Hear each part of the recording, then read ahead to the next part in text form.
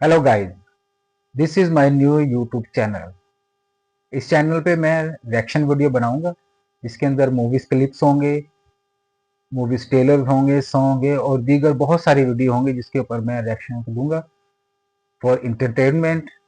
आप लोगों के लिए कॉमेडी, इस चैनल पे आपको कॉमेडी भी मिलेगी, एक्शन भी मिलेंगे और रिएक्शन भी मिलेंगे। तो आप लोगों का सपोर्ट रहा तो मैं आपके लिए बहुत सारी मूवीज पे रिएक्शन दूंगा, लेकर आऊंगा और आपकी फरमाइश पर भी। तो आज इस वीडियो पे रिएक्ट करने वाले हैं। उस वीडियो का टाइटल है oh my God. Akshay Kumar की है, ये कॉमेडी सीन है। परेश रावल है, मिथुन चक्रवर्ती है। तो स्टार्ट करते हैं। वीडियो की एंड में जरूर बात करेंगे। इसके चैनल का नाम है राज रियल शॉर्ट वीडियो। इस वीडियो का ओरिजिनल लिंक डिस्क्रिप्शन में दिया हुआ है, आप जाके इनके चैनल को भी सब्सक्राइब करें और मेरे चैनल को भी सपोर्ट जरूर करना है आपने मेरे चैनल को, ठीक है। स्टार्ट करते हैं। भगवान हो या ना हो इससे मुझे कोई फर्क नहीं पड़ता। ये तो इंश्योरेंस वाला ने कहा कि भगवान ने तुम्हारी दुकान गिराई है या भगवान की वजह से मेरी दुकान गिरी, तो मैंने कहा ठीक है, भगवान मुझे उसके पैसे दे दे, केस खत्म। लेकिन भगवान तुम्हारी दुकान क्यों गिराएंगे? स्वामी जी प्लीज, जो कुछ भी कहना है। ये जो होता है एक केस लेकर जो है ना, ये अदालत में पहुंचते हैं परेश रावल जो होते हैं, क्योंकि इनकी दुकान जो है वो गिर गई होती है, तो उसके ऊपर ये केस चल रहा है। विटनेस बॉक्स में आकर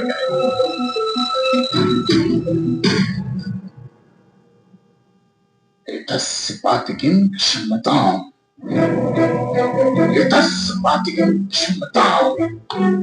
ईश्वर इसके पापों को क्षमा करे। भगवान तुम्हारी दुकान क्यों गिराएंगे? गाइस जरूर कमेंट करके मुझे बताइए जो इसने बोला था इसका क्या मतलब है। मैं भी तो वही कह रहा हूँ, भगवान मेरी दुकान क्यों गिराएंगे? उनको तो बहुत और भी इंपॉर्टेंट काम होते होंगे, तो आप ये इंश्योरेंस वालों से कह के मेरे पैसे दिला दीजिए, बात खत्म हो जाती है। इंश्योरेंस कंपनी भी आपके पैसे क्यों दे? इंश्योरेंस के टर्म्स एंड कंडीशंस पर आपकी साइन है, एग्जिबिट नंबर 1 सर। बस तो मिलो, फिर मुझे भगवान को ही पकड़ना पड़ेगा। तो फिर बुलाइए वो राम जी, शिव जी, गणपति, जिससे भी आपकी पड़ती है।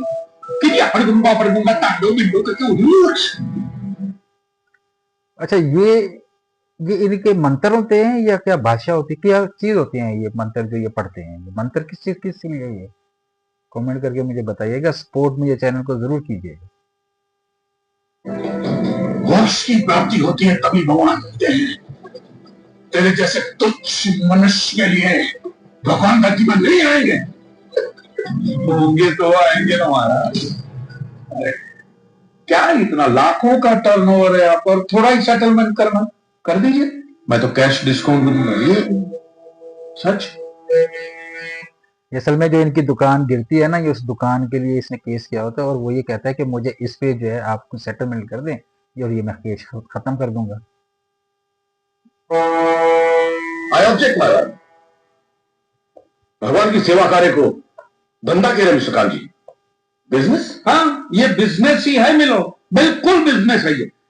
किसी भी धर्म स्थल पे जाइए तो सबसे पहले पार्किंग का पैसा दो, फिर वो छोटी लाइन, स्पेशल लाइन में खड़े रहने का पैसा, फिर फूल, चद्दर, कैंडल खरीदने का पैसा, और दान पेटी बिल्कुल मूर्ति के सामने ही रखते, जैसे सर झुका पैसा डालना पड़ता है। और ये लोग तो भगवान के प्रसाद के लड्डू का भी पैसा लेते हैं मिलोट। जिस तरह म्यूजियम में मोम का पुतला दिखाकर पैसे लिए जाते हैं, बात मंदिर में पत्थर का पुतला दिखाकर पैसे ले लेते। और पुजारियों की तो सैलरी भी होती है, इनकी छोटी है उनकी बड़ी है, और आपको तो इनकम टैक्स में भी बेनिफिट है कि नहीं है? वैसे ये बात जरूर सही की है इन्होंने, जो वहां पे मंदिरों पे या चाहे मज़ारों पे या कहीं पे जो बॉक्स रखे हुए होते हैं ना, उन पे आदमी दान देते हैं आके जो है वहां पे। कई जगहों पे होता है कि वो उन्हीं पैसों की जो है वो इमारत को उसको जो है स्टैब्लिश करते हैं, अगर टूट फूट ये होगी हो उसको करते हैं, इसलिए वो मंदिर पे वो जो या दरबारों पे या ऐसी जगहों पे वो बॉक्स रखे हुए होते हैं। तो फिर इसमें सेवा कहां से? और मिलोर, ये तो ऐसा धंधा है जिसमें कभी भी रिसेशन नहीं आता। नहीं, उल्टा रिसेशन में तो इन लोगों का धंधा डबल हो जाता है। ये भगवान, वो भगवान। रिलैक्स। चलो मान लीजिए कि ये लोग धंधा करते हैं, आपको पैसे क्यों दे? सही बात है। इंश्योरेंस में आप प्रीमियम भरते हैं, इसलिए आप इंश्योरेंस से पैसे मांग सकते हैं, लेकिन मंदिर वाले आपको पैसा क्यों दे? ये बात सही है, क्योंकि मैंने इनके मंदिरों में भी प्रीमियम भरे हैं महाशय। What nonsense.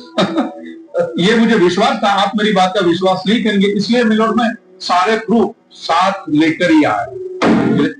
जो जो मंदिरों में पैसे दिए या इधर वहां पे दिए उन सब के जो है रसीदें हैं इसके बाद।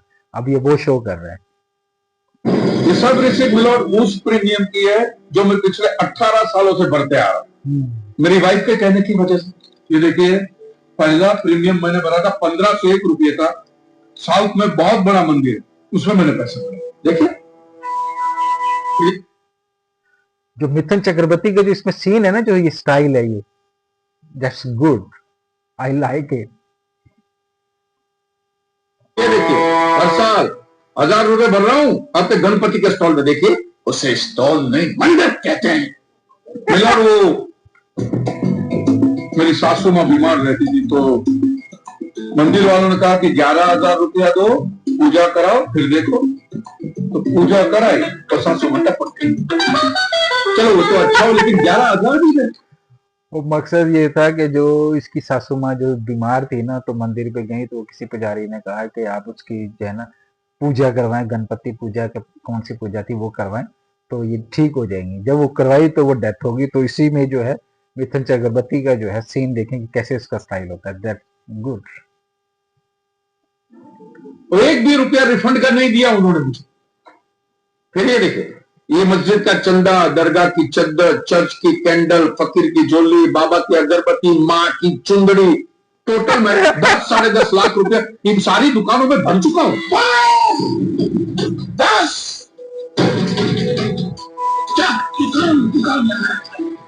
मंदिर कहते हैं, मंदिर। और मंदिर में लोग अपने परिवार की शांति और समृद्धि के लिए अपने इच्छा से पैसा देते हैं। तो मैंने भी मेरे परिवार की शांति और समृद्धि के लिए ही पैसे भरे थे महाराज, कोई गंगा चूसने के लिए इन्वेस्ट नहीं किए। लेकिन दिस पॉइंट बहुत अच्छा पॉइंट किया। लेकिन आजकल के जो मंदिर होते हैं या दरबारें हैं या जो कुछ भी है, ऐसा कुछ है, वहां पे ये चीजें वो लोग खुद नहीं मांगते। हर कोई अपनी मर्जी से देता है, अपनी खुशी से देता है। आपके भगवान ने मेरी शांति उखाड़ के फेंक दी, क्योंकि भूकंप तो मिलोट सिर्फ भगवान ही ला सकते। इंसान तो बस की तो बात आई। सही बात है।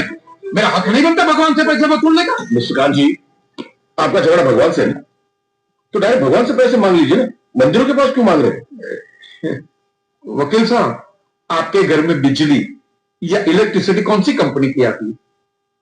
रिलायंस की ना। तो घर में जब कभी भी बिजली का प्रॉब्लम होता है तो आप रिलायंस की ऑफिस में ही फोन करेंगे ना, सीधे अनिल अंबानी को तो नहीं बुलाएंगे ना।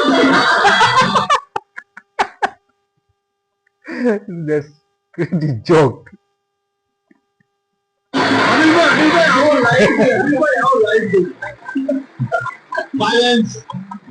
आप कहना दे जब वो तो नहीं, ये जो साधु यहाँ है, ये जो पंडित जी यहाँ है, ये क्या भगवान के ऑफिसर्स है? नहीं, ये लोग ऑफिसर्स नहीं है भाई। ऑफिसर तो पढ़े लिखे लोग होते हैं, ये लोग तो सेल्समैन है मिलोड, सेल्समैन। भगवान के कलेक्शन एजेंट, क्योंकि इन्होंने भगवान की फ्रेंचाइजी महोदय। हाँ, ये अब एंट्री हुई है मिथुन चक्रवर्ती की जो है। अब इसका एक्सप्लेन करने का तरीका जो देखना बहुत अच्छा होगा, लेकिन फिर भी कोई फायदा कुछ नहीं है। ये मनुष्य नास्तिक है, जो ये कह रहा है उसका ज्ञान स्वयं से नहीं है, परंतु हम तो साधु हैं, इसे क्षमा कर देते हैं। लेकिन इस अदम पाप के लिए दुनिया इसे कभी माफ नहीं करेगी। तेरा घर से निकलना कठिन हो जाएगा अगर भगवान के विरुद्ध कुछ भी कहा तूने। मैया मोरी, ये आपको मेरी चिंता हो रही है कि मिलोड के सामने मुझे चेतावनी दे रही है? ये उनको धमकी दे रही है कि ये जो तू कर रहा है ना, ये ठीक नहीं है, तेरा तो बाहर निकलना बहुत मुश्किल हो जाएगा। हमें जीव मात्र की चिंता है, तो फटाफट पैसे निकाले, बात खत्म कीजिए। माय लॉर्ड, ये डोनेशन रिसीट्स जनरल सबमिशन। भगवान और मेरे क्लाइंट के बीच कोई एजेंसी एग्रीमेंट नहीं है। हाँ जी, बेटू की बात कर रहे हैं। इतनी छोटी सी बात के लिए भगवान पर केस नहीं हो सकता। छोटी बात मिलोड, ये छोटी बात नहीं, वो दुकान मेरा सब कुछ है। मेरी रोजी रोटी, मेरे बीवी बच्चों का सहारा वो दुकान। बहुत एक एक रुपया जोड़ के दिन रात की मेहनत के बाद मैंने वो दुकान बनाई। हाँ सही है। आज वहां पे सिर्फ जमीन का टुकड़ा रह गया, वो भी कोई लेने को तैयार नहीं। ये मंदिर वाले कहते हैं श्रद्धा से दान दो, आपका कभी बुरा नहीं। और इंश्योरेंस वाले कहते हैं टाइम पे प्रीमियम दो, बुरा हुआ तो हम आए। तो मैंने तो दान भी दिए हैं और प्रीमियम भी दिए, और आप दोनों के दोनों ने हाथ पर कर। मैं एक मामूली आदमी, मिडिल क्लास में, मेरा परिवार, मेरे बीवी बच्चे रास्ते पे आ गए। सही बात है। नहीं मिलूं, आपको मेरी बात इस अदालत में रखने का मुझे मौका देना ही चाहिए, और भारत का संविधान भी मुझे मेरी बात इस अदालत में रखने का हक देगा। हाँ प्लीज।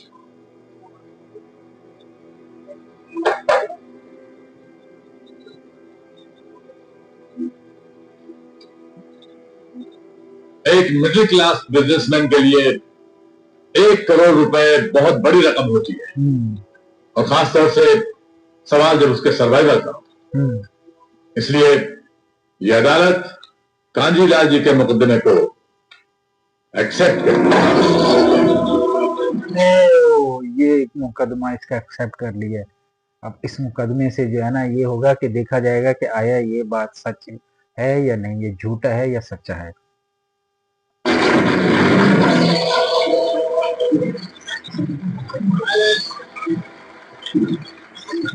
और सारे एविडेंस और आर्गुमेंट्स को अच्छी तरह एग्जामिन करने के बाद ये फैसला देंगे कि मिस्टर कांजीलाल को इनके पैसे मिलेंगे या नहीं। हाँ अगर मिलेंगे तो कौन दे, इंश्योरेंस कंपनी या पुलिस? मंदिर। Court is adjourned for the day.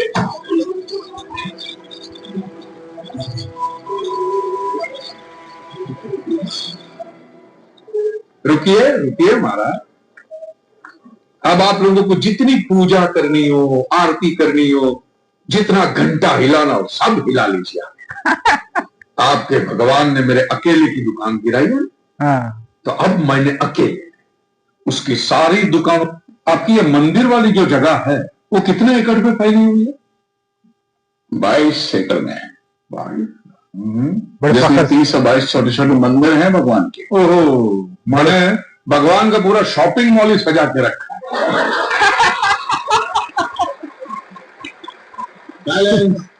और इन सारे मंदिरों में भगवान की सेवा के लिए 142 पुजारी हैं, समझा? आपके मंदिर के बाहर भिखारी कितने बैठते हो पता है आपको? क्या? भिखारी भिखारी अंदर की 320 मूर्तियां, 142 पुजारी पुजारी याद है आपको, लेकिन आप ही के मंदिर के बाहर बरसों से कितने भिखारी बैठते हुए याद है आपको? मिलक वो जो मंदिर के बाहर, जो बाहर आदमी लाइन लगा के बैठे होते हैं ना, जो मांगने वाले होते हैं, ये उनकी बात हो रही है। और इनके मंदिर के बाहर जो भिखारी बैठते उसमें किसी को भी मंदिर के अंदर एंट्री नहीं। अब धूप हो बारिश हो बाहर सड़ते रहने का, अंदर पैर नहीं रखने का। ना मत कहना, ना मत कहना, ये आप ही के मंदिर के पुजारी ने मुझे बताया। उसने तो मुझे ये भी बताया था महाराज, ये कांजी भाई, ये केस अगर आपको जीतना है ना भैया, तो हर सोमवार को आइए। तो मैंने पूछा मिलोटी मैं कहा हूं, तो कहते हैं शिव जी के मंदिर में आइए और 1 लोटा दूध चढ़ाइए। मैंने बोला ठीक है, ये भी करके देख लेते। तो मिलान में पहुंच गया मंदिर को, दूध का लोटा लेकर। ये लंबी लाइन लगी, सबके सब हाथ में लोटा पकड़ के खड़े हुए थे। मैंने सोचा अंदर जरूर कोई दूध पीने वाला होगा, वरना ये सब के लोग गधे थोड़ी है जैसे लोटा पकड़ के लाइन में खड़े। मेरा नंबर है, मैं अंदर गया, अंदर कोई नहीं था दूध पीने वाला, कोई नहीं। वो शिवलिंग जो होता है ना, उसके ऊपर ये लोग दूध डालते हैं, और दूध डालने का वो उसी के बारे में ये बता रहा है। बीच में वो काला पत्थर पड़ा हुआ था, उसे शिवलिंग कहते हैं। दूध, हाँ शिवलिंग, शिवलिंग पड़ा हुआ था, और वो पत्थर मिला, वो पत्थर दूध, और वो पत्थर के बिल्कुल बगल में से छोटी सी पतली सी नाली में से वो सारा दूध बाहर की ओर जा। मैंने बोला कि बाहर तो कोई खड़ा ही खड़ा होगा दूध पीने वाला, देखा बाहर भी कोई नहीं। वो सारा दूध मिला उस नाली से निकलकर बाहर गटर में जा, टोटल वेस्ट। और वो गटर को लग के एक भिखारी खड़ा हुआ, बेचारा 4-5 दिन का भूखा होगा महाराज, भूखे मारे वो कांप रहा। उसको शायद ये दूध ही पीना था, लेकिन गटर में से कैसे? तो उस भिखारी को मैंने मेरा दूध का लोटा दिया, और दूध पीकर उसने मुझसे क्या कहा पता है? भगवान तेरा भला करे। हाँ, good. तो मंदिर में आने वाले एक एक इंसान को वो पत्थर पे दूध डालने के बजाय किसी गरीब के पेट में डाले तो सबसे ज्यादा पुण्य मिलेगा। नहीं? और आप मौलवी साहब, किसी दरगाह पे फूलों की चादर उड़ाने के बजाय किसी नंगे फकीर के बदन पे कपड़ों की चादर उड़ाई जाए तो अल्लाह को बहुत खुशी मिलेगी। सही बात। और जीसस के सामने मोमबत्तियां जलाने से अच्छा है किसी गरीब की झोंपड़ी में जलाइए तो उसके घर में कभी अंधेरा नहीं होगा। हाँ, तुम भी भगवान को नहीं मानते क्या? अरे मैं खुद भगवान हूं। अच्छा तो मेरे पास बच्चा होगी। देखो कान जी, दूध, चद्दर, मोमबत्ती ये सब चढ़ाना एक प्रथा है। भगवान की पूजा अर्चना इन सब का मूल्य तुम नहीं समझोगे क्योंकि तुम एक नास्तिक हो। जगत की मोह माया से तुम अभी तक मुक्त नहीं हुए। आप तो हो गए हो ना? नास्तिक का मतलब जो कि किसी को धर्म को या मजहब को या किसी चीज को मानता नहीं है। वो मकसद इसका ये था कि नास्तिक हो। आप तो बिल्कुल मोक्ष के दरवाजे पे खड़े हो। तो ये जो रीति रिवाज के नाम पे ढोंग चलते उनको बंद करवाइए ना। हमारा शनिवार को हनुमान जी की मूर्ति पे कितना तेल बर्बाद होता है पता है? लोग 2 रुपए के 5 रुपए के सिक्के यूं करके मूर्ति पे चिपकाते। हनुमान जी इन सारे चिल्लर का क्या करेंगे? कान जी भाई बिल्कुल ठीक कह रहे हैं। साईं बाबा अपनी पूरी जिंदगी गरीबों के लिए और गरीबी में जिए। जब तक वो जिंदा रहे तेल की एक एक बूंद के लिए दर बदर भटकते रहे और आज उनके मरने के बाद उनके लिए करोड़ों का सिंहासन। वो एक साईं बाबा थे, जो एक बुजुर्ग थे इंडिया के अंदर ना, वो किसी चीज को भी अपने पास नहीं, यानी कि जो दान करते थे तो वो नहीं लेते थे।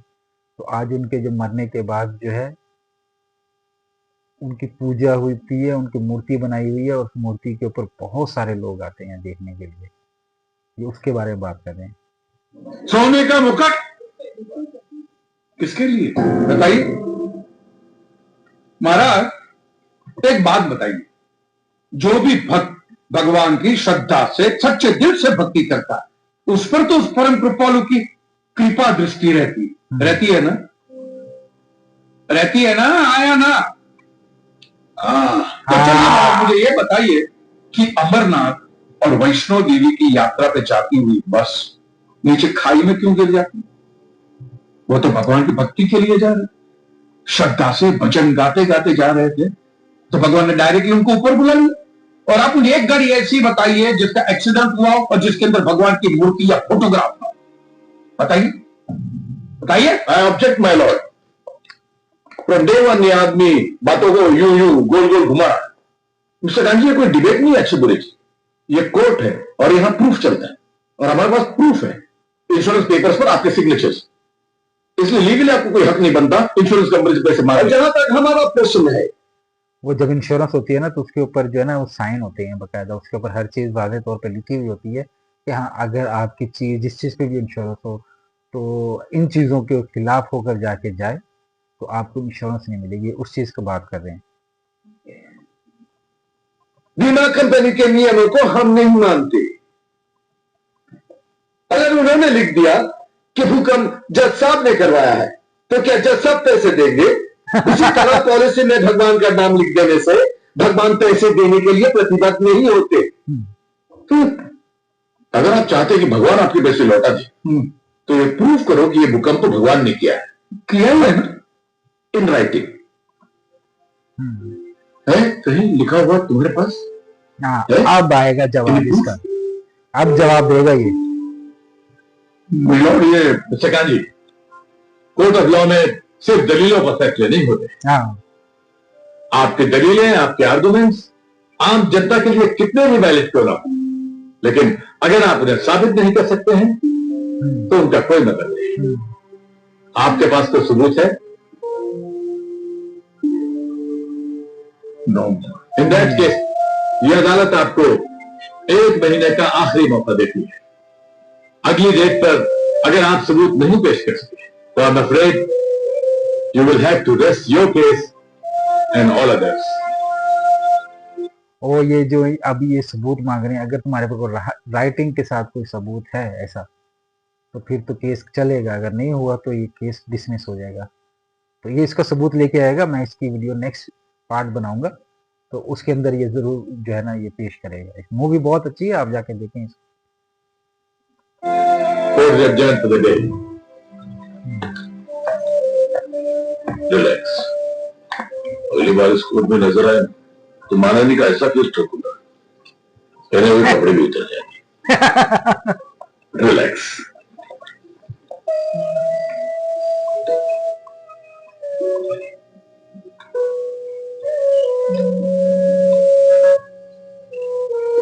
आज मुरली नहीं बजा रहे, तुम्हें अच्छा नहीं लगता इसलिए चुपचाप बैठा हूं। नहीं नहीं, अच्छा लगता है, बजाओ। और तुम बजा भी लेते हो अच्छा। शुक्रिया। आज बहुत परेशान लगते हैं। हाँ, ये अदालत वाले बोलते हैं कि प्रूफ लेकर आओ राइटिंग में। प्रूफ कहाँ से लाओ? अरे इतना बड़ा कंसल्टेंट तुम्हारे सामने मुझसे पूछो। हाँ, ये कोई हाउसिंग लोन का मामला नहीं है भाई। अदालत का मसला है। प्रॉब्लम ही प्रॉब्लम। एक काम करो, हाँ ये गाइड करेगा, इसको बताएगा कि हाँ इस बुक को स्टडी कर, उसके बाद उसमें सब कुछ सबूत मिलेगा, तो ये वही जो है तो वहां पे बयान कर। ये शराब मुझे दो।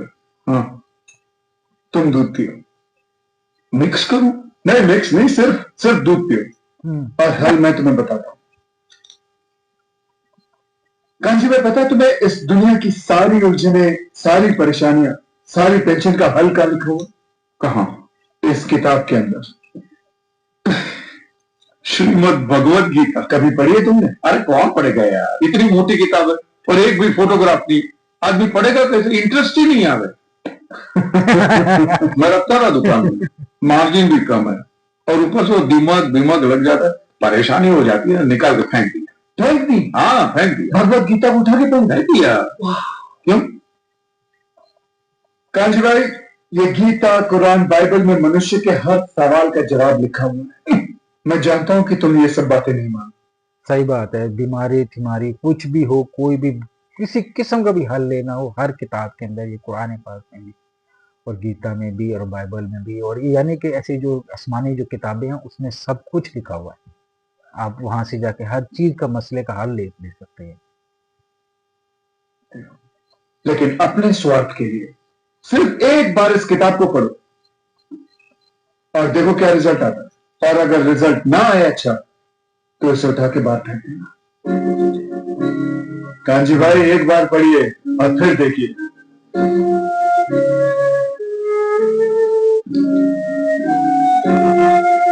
अंत में किए गए मुकदमे की आखिरी पेशी। क्लेम की रकम है 400 करोड़। क्या कांजी भाई ये केस जीत पाएंगे? ये देखना बाकी है। You may please proceed. Your Honor, इससे पहले कि मिस्टर कांजी अपने तीखे और कटाक्ष भरे व्यूज बिना किसी रेफरेंस प्रदर्शित करें, मैं उनसे पूछना चाहता हूं कि उनके पास कोई प्रूफ है जिससे वो साबित कर सके कि उनकी दुकान भगवान ने गिराई है? मिलॉर्ड, अब जो सवाल मैं पूछने जा रहा हूं उसके लिए मुझे एक ज्ञानी पंडित की जरूरत है। तो आप में से जो भी कोई ज्ञानी पंडित है वो यहां पे आए। सिर्फ ज्ञानी है, ज्ञानी। हाँ, आप बैठ जाइए। हाँ, अब ये मिथुन चक्रवर्ती आएगा और वो एक्सप्लेन करेगा, उससे पूछेगा और ये उसका जवाब देगा, और यहीं से सारे केस का हल होता है मसला।